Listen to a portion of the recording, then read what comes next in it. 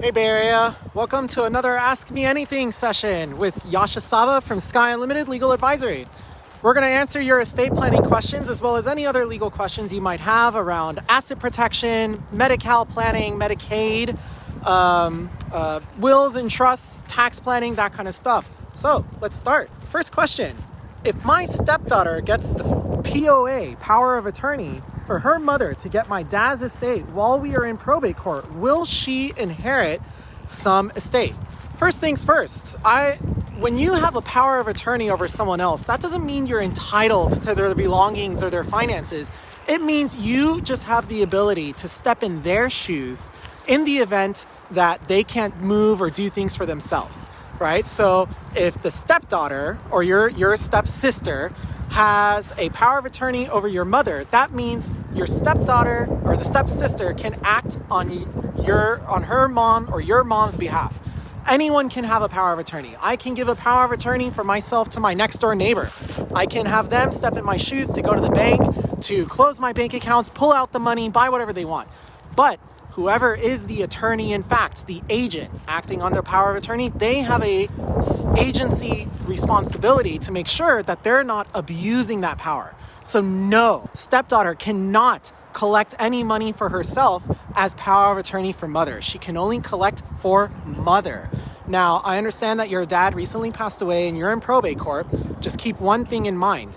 If stepdaughter was not adopted formally by your father, she is not a blood heir and she's not a blood relative. And that is something you need to let the probate court know. And that is how she does not have a right to inherit unless your father distinctively listed her in his will or her trust, or he has put out before she was 18 and well into her adult years that she is his daughter. So there are ways where we call that equitable adoption in California. Let's answer your next question. What is the next question? And everyone, I'm so sorry. Some of these questions, we put them up on Facebook as they come in. So I know there's a lot of typos and some weird grammar. Bear with me. My uncle passed in September. My dad is the only immediate relative since his parents and other siblings have passed previously. We're told we need to go through probate to sign his property over. What steps are needed to take when only one relative is left? Please help in California. So if your uncle passed away, you're in California, and he has assets, like he owns a home. If he doesn't have a will, everything that he owns goes into probate court. Only a judge can then decide what goes where. The court is meant to be neutral.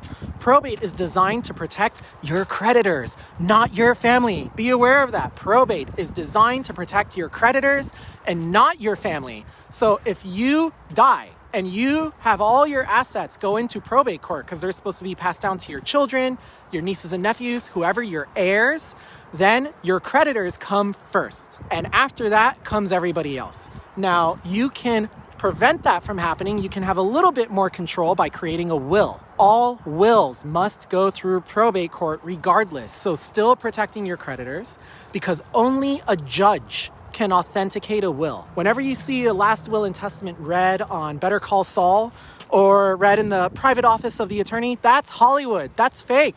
All wills must go through probate court. So what does this mean for your uncle? Did he have a will?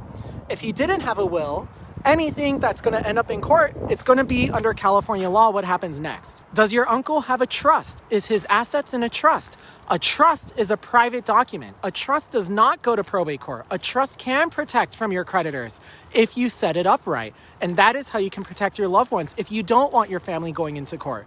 But here, based on your question, your uncle is going into probate. The process is you need to hire a probate lawyer who's going to get paid by your uncle's estate. However, I know some people don't want to hire a lawyer. They want to do themselves. You have a right to do all of this yourself, but good luck. I'm a lawyer and I even have trouble in probate court, and judges don't like it when people are not represented by an attorney because they just don't want to deal with your ignorance. So keep that in mind if you do go at this by yourself. But yeah, you're going to end up in probate court. Uncle's assets are going to be tied up for a period of 8 to 12 months because probate court is designed to protect uncle's creditors. And if uncle has any creditors, they will have a period of time where they need to come forward and make a claim to the assets in his estate. The reason we do this in America is because debt cannot be inherited. If my parents have debt, if they have creditors, if something happens to them, I will not inherit their debt. I'm safe. That is how our country protects family members. But somehow our creditors have to get paid back. That's what the probate process is all about. Helping them get paid back with the assets remaining and left over by our loved ones that pass away. So I'm sorry to say that it sounds like your uncle did not have a will. Otherwise, you surely would have said something about it. And it most certainly sounds like you don't have a trust. So you're going to be tied up in probate. It's not going to be pretty. It is going to suck. It's going to be very expensive, but that is the process you have to take. If you have any questions or if you need any help, you can always reach back out to me. I'm more than happy to help. Okay, final question. What happens to business property in California if a company was administratively dissolved 3 years prior to death? This is a very interesting one. My father died with a will, but did not specify what to do with our business property. He stopped paying the annual corporate fee in 2016, but he continued to pay business taxes until 2020. Very interesting. Before he died using that corporation. He has no business partners. All right, so your father passed away. I'm very sorry for your loss. Even though your father had a company, he had a corporation, if you dissolve that corporation, but you continue to do business, that means your father was a sole proprietor. So even though he was still paying business taxes, even though he was still running the business under the corporate name, the fact that he dissolved it with the state means it's all sole proprietorship. So he's personally liable. But that has nothing to do with your father's passing. That's liability if he got sued or something like that. Here, you're wondering, how do we get this property back out of the business and into your name? Well, just like any other asset that your dad owns, if he doesn't have a trust, if the business wasn't owned by a trust, if he doesn't have a will saying what happens next, it all goes to probate, even the business property. So that means you're in court, you're telling the judge that this property was owned by a business by your dad. He dissolved the business, so it should have been a sole proprietorship. So what does that mean? That means the property belongs to him personally, and now it needs to go to his heirs. The hard part, though, is the business itself might have creditors, and they might have a claim. So when you're in your dad's probate dealing with all of this, you're not only informing his creditors of the situation, you're informing his business's creditors.